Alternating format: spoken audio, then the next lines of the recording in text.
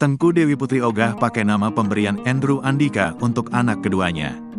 Tengku Dewi Putri yang kini sedang hamil 7 bulan sudah bongkar kelakuan buruk suaminya Andrew Andika.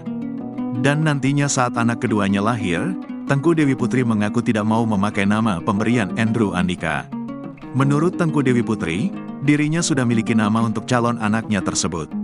Hal itu bakal disematkan ke anaknya karena tidak lagi mengampuni kelakuan buruk suaminya yang doyan main perempuan. Meski antara Tengku Dewi Putri dan Andrew Andika sudah merencanakan nama untuk anak mereka.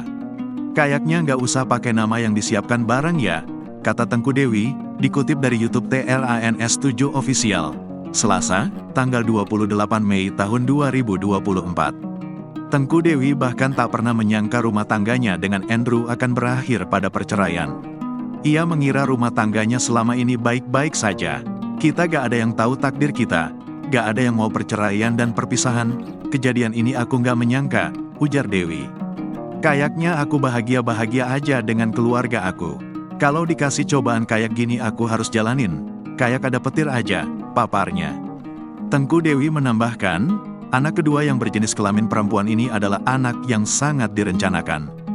Baik Tengku Dewi maupun Andrew sama-sama menginginkan anak perempuan dan memutuskan untuk menjalani program bayi tabung.